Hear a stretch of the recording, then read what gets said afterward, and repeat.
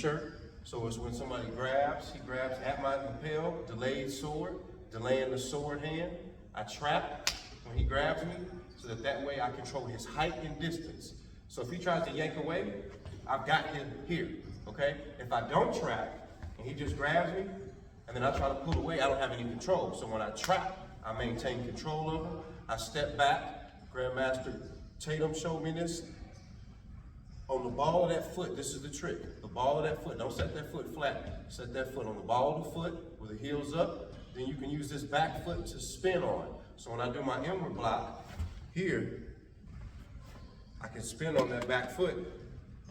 Cat stands to create distance between me and the opponent. Front snap kick to the groin as I plant down, chop to the mastoid. Okay?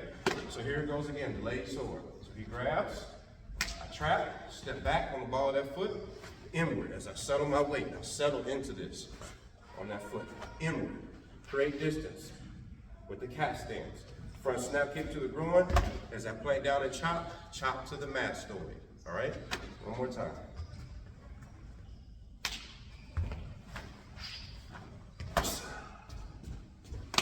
All right, delayed sword. All right, next technique, alternating mace. Maces are for your hands, M-A-C-E, maces. So you're alternating your maces. So it's for a front two-hand push, okay? Now what I like to practice, I like to have my attacker actually push me versus me trying to time them pushing and then me blocking before they actually push me. Because that's not reality. The reality is they're gonna probably push you.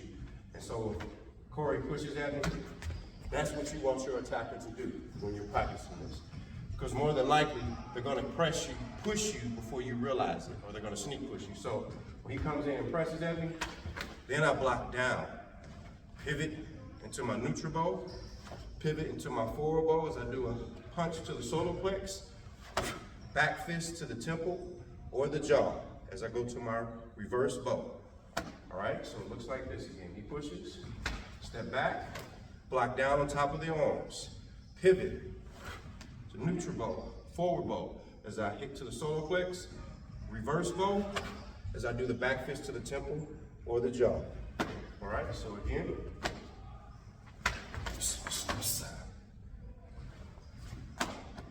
All right, alternating mace. All right, next technique, sword of destruction. Sword of destruction is for a left roundhouse punch, a haymaker. They're coming like this with the haymaker, trying to hit you with the hook, all right? So the first thing I do, we can actually switch this around so you all can see. He's gonna come with the left haymaker, all right? And what I'm gonna do is I'm gonna step back to a right outward, so he comes in right outward, all right?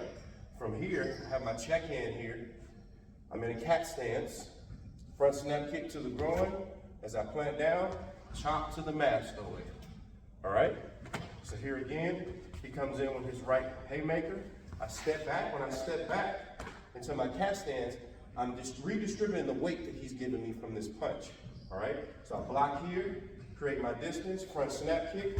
As he's steadily kind of coming forward from his momentum, chop to the mastoid, all right? And you breathe out on all your strikes and blocks, all right? So it looks like this. All right, one more time, sword of destruction.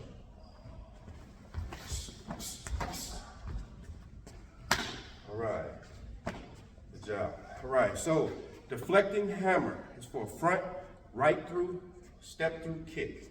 Front, right, step through kick, deflecting hammer.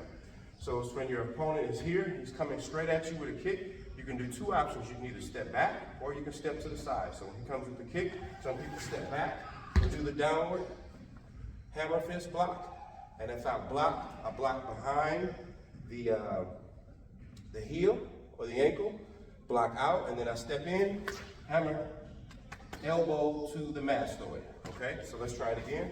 He steps in with his kick, I step back, block, okay? And then after my block, I do a step drag, elbow smash. That's an elbow smash here, and a palm heel to the ear at the same time, boom, okay? So you can also do this when you step off to the side. So he comes with the kick, I side step here, step in and do the exact same elbow smash to the mastoid. So notice when I'm doing my block, stepping back, blocking, and every block is a strike, taking my hammer fist, hitting right behind that calf So when he kicks here, that turns him out, and then I step in, step drag, with an elbow smash to the mask joint, which can cause temporary paralysis or a knockout sometimes. Okay? So let's try it again. Here, that's with the side step, or some people are comfortable doing it when they're stepping straight back. Okay? I've also seen some people come from here, already in the ready stance. All right? Now the reality is you're not always going to be ready when someone kicks at you, so that's why I like to have my students start from this ready position, where they have to fight for their comfortability. So it's either stepping back, doing a downward elbow, or getting out the way of the target to be hit. He's coming at me, and I'm here, side step and do the elbow. All right? Deflecting hammer. Thank you. All right. Capture twigs is for a rear bear hug arms pin. Capture twigs. So he's going to come behind me, all right? And he's going to grab me, arms pin. First thing I'm going to do is trap his hands. Trap so that he cannot go anywhere, all right? When I step to the left, I settle until we say a horse stance, all right? That opens up his groin area here, all right? So watch again. He grabs, I trap, step to the left, and to a horse stance. As I do that, I open up the groin, hammer fist to the groin, and I pivot to a cat stance with my right foot here. And notice when I pivot, I turn that shoulder, kind of turn that shoulder back into him. Then I do an obscure elbow right under the chin.